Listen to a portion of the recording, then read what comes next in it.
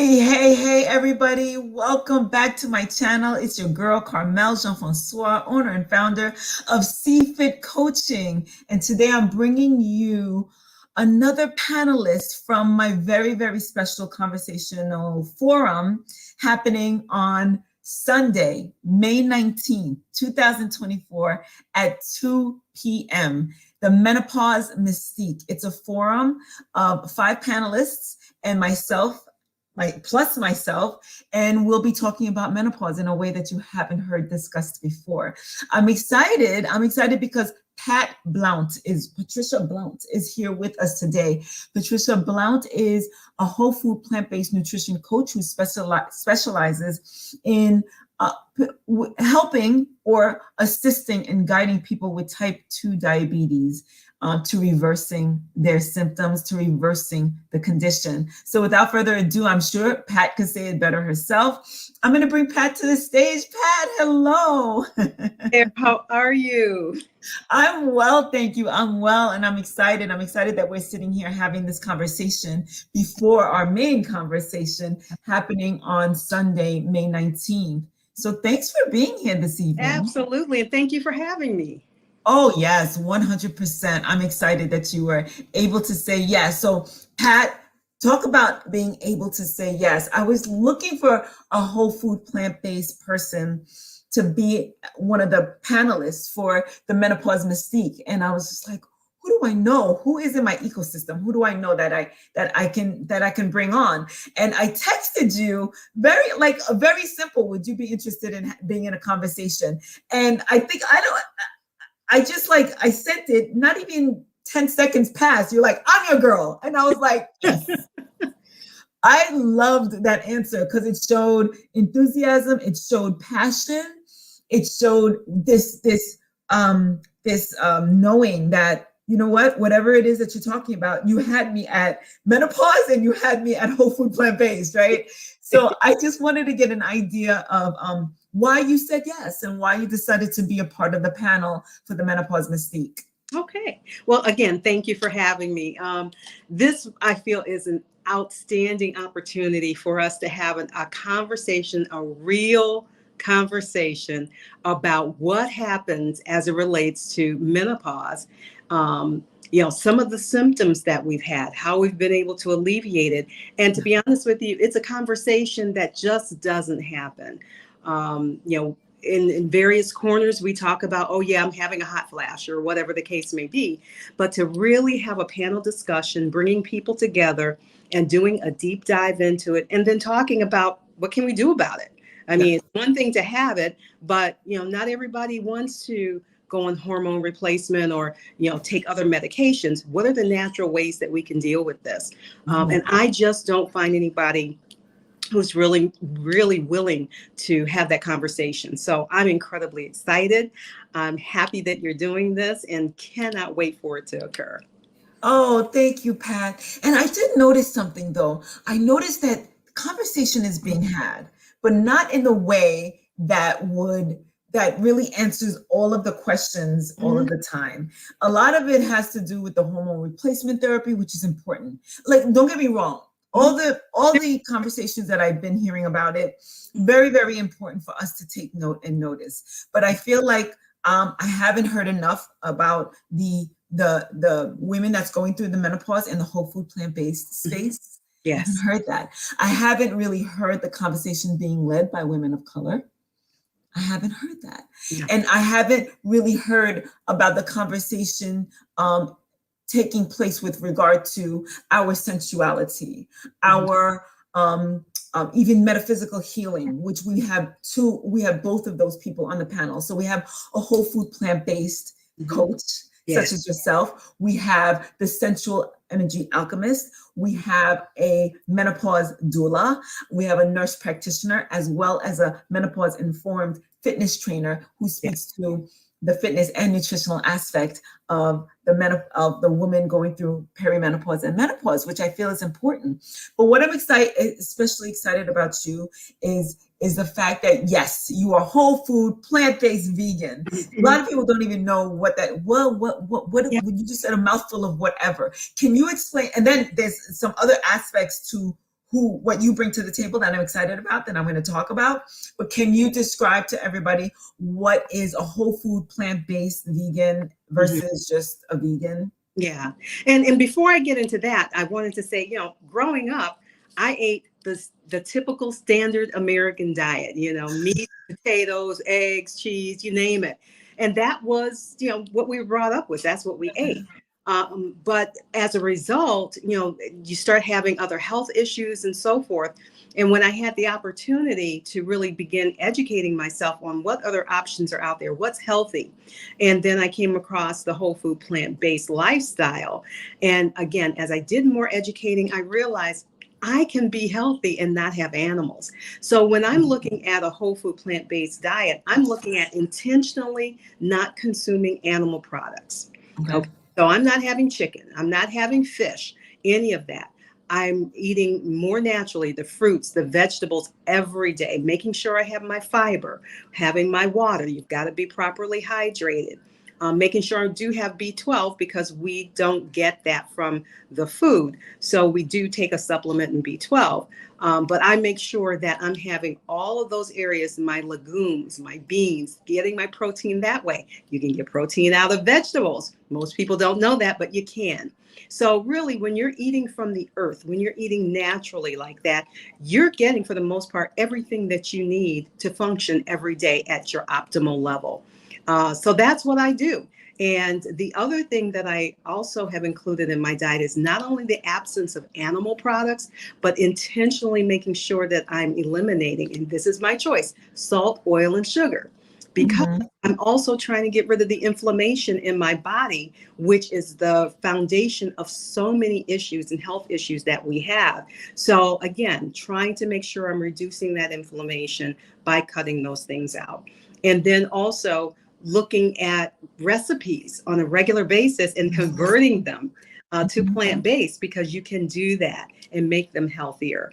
A lot of people say, well, how can you cook without oil? Very easy. I cook with low sodium vegetable broth and I don't miss any oil.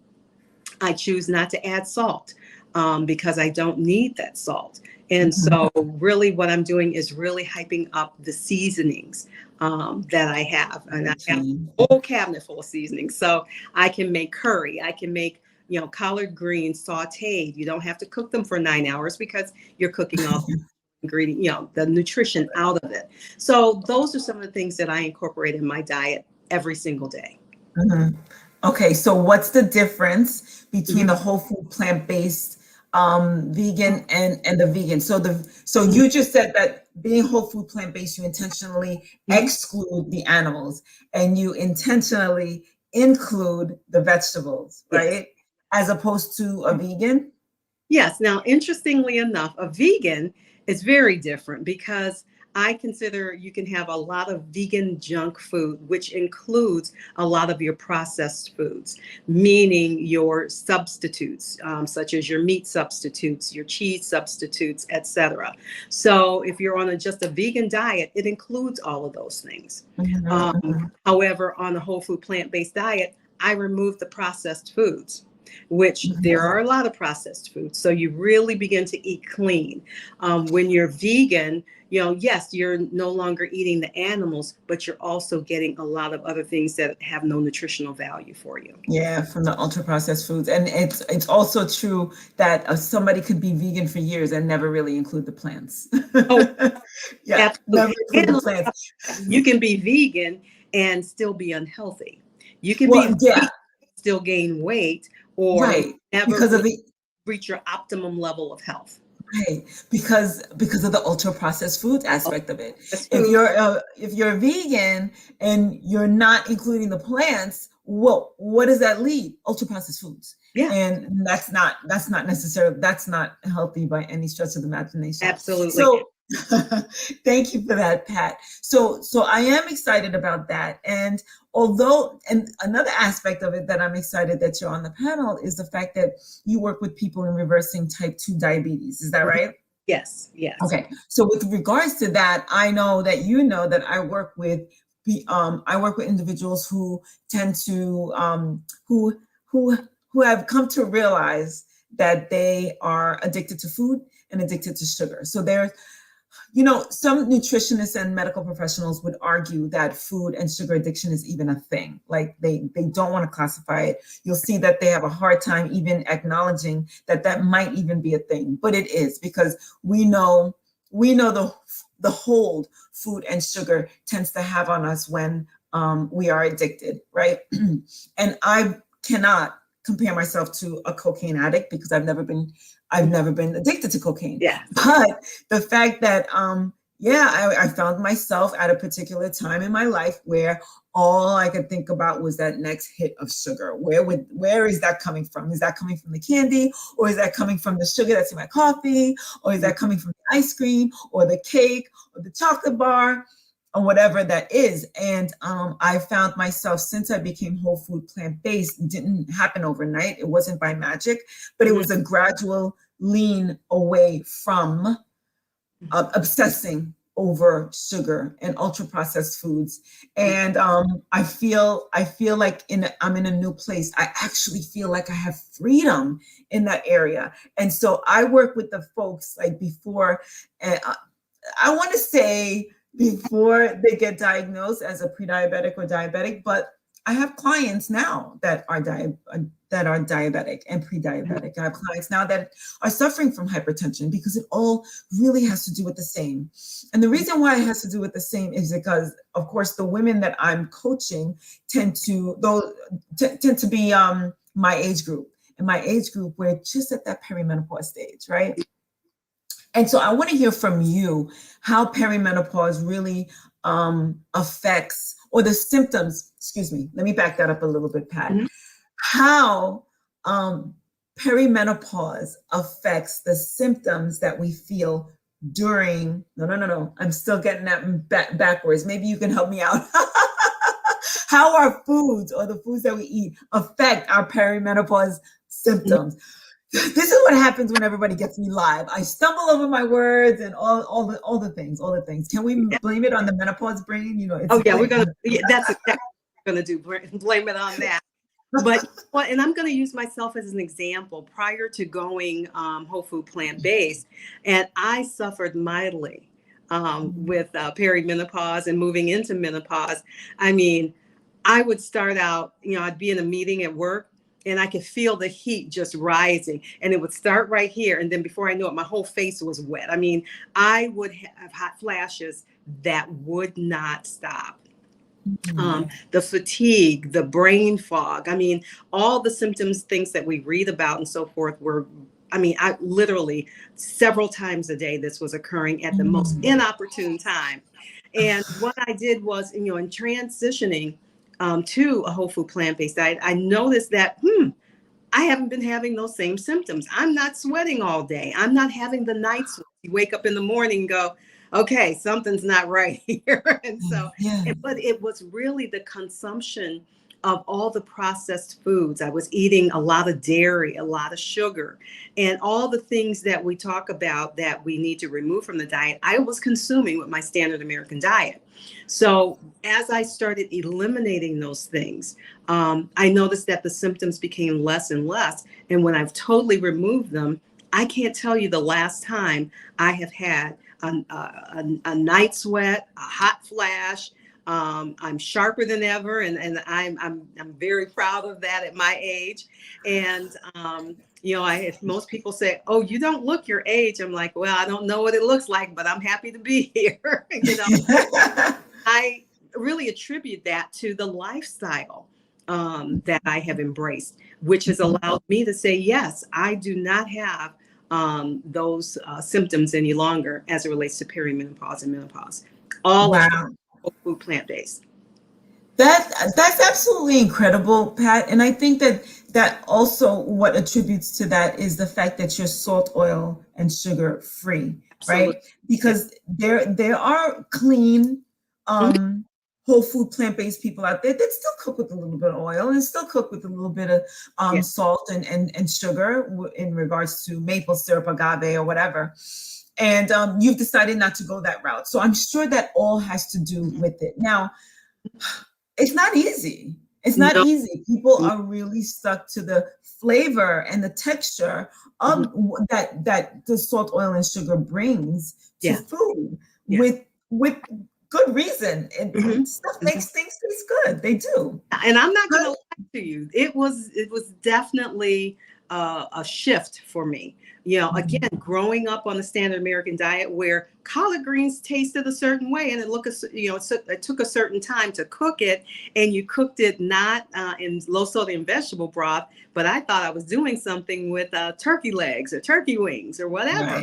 Right. And once I removed all that and actually started sauteing my collard greens, so you're cooking it in a lot less time, you're retaining the nutrients, you're not cooking all the nutrients out in the water, you actually can taste what the vegetables are supposed to taste like.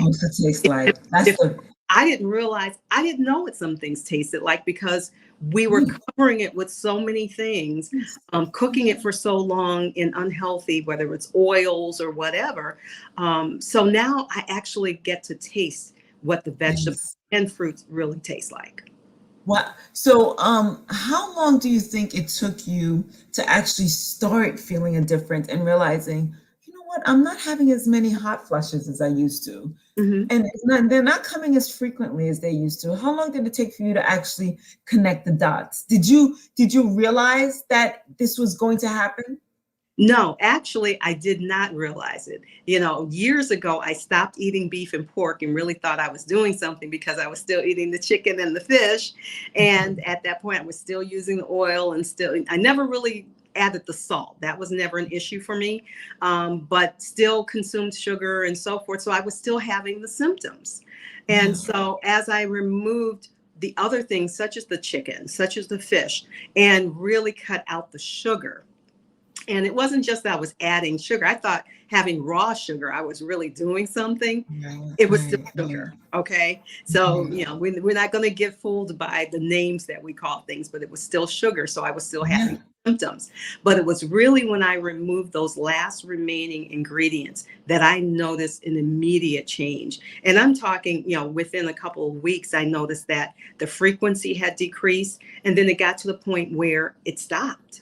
And so right now, no matter what meeting I'm in, et cetera, I don't have to worry about breaking out in a sweat, you know, or waking up in the morning and the bed is soaking wet because I've been sweating from head to toe. That doesn't happen anymore. Wow. What a good place to be in, and to know that you did that. Yeah. You did that. And if, just so that I can understand correctly, you're not on any type of medication, no hormone replacement therapy or anything? No, I've never been on hormone replacement therapy. As a matter of fact, you know, when I would visit, you know, have my regular checkups, you know, they were always presenting it as an option, like, it's not an option for me. You know, I'm going to figure out how to do this naturally. And so that led me to, again, the investigation of a more natural way to combat this. And it's That's beautiful. I love it. So I can't tell you how much relief you're probably bringing to a lot of people who's listening right now, because they're like, oh my goodness, okay, I don't have to suffer from that. I don't know if you know the statistics, but in countries or areas like Asia, only like 20% of the women even get an inkling of what we know here as to be the norm as far as menopause symptoms are concerned.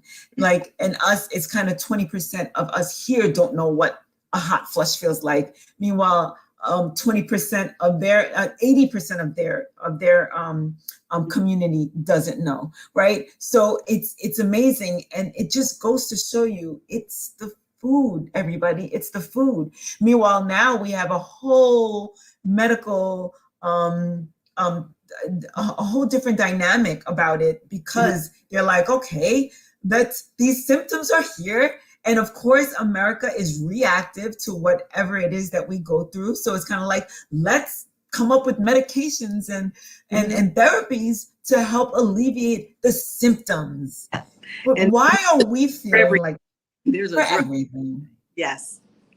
for everything. Yeah. And so, but why are we going through this when the Asian women aren't? You know, Yeah. so that begs that question. And so, if you think about it, we kind of know it's the food, but are we as a society willing to change the way that we eat? And not necessarily. Yeah. And what's so interesting is when you read the research and the articles that are out there, and you read other cultures when they're in their natural environment, that consume more of your vegetables, your fruit, your rice, things like that. And they don't have the same health issues until they either come here or we take our standard American diet there, then they start experiencing the same disease states that we have here. Yeah. So all that does is reinforce the fact of what you said. It's the food. It's the food. It's the food. Mm-hmm. It's the food. But so I'm thoroughly excited that you're on the panel, and we'll be talking a little bit more.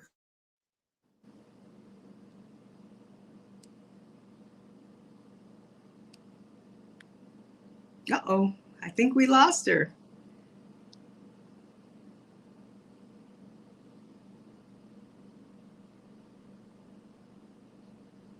Let's see if we can get her back.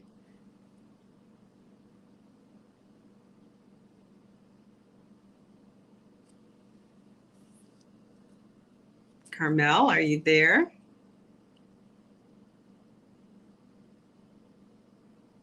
Well, while we're waiting for her to come back, we're going to continue our dialogue about the fact that it is our food. It is the standard American diet. And being honest with you, there was a time where I would have done anything to have a certain candy bar or whatever.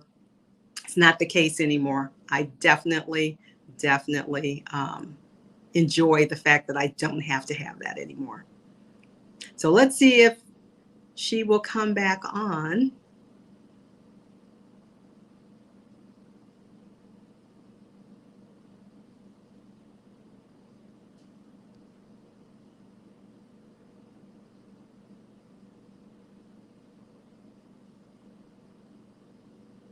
Okay, well, I'm not seeing where she is, so we're going to end this.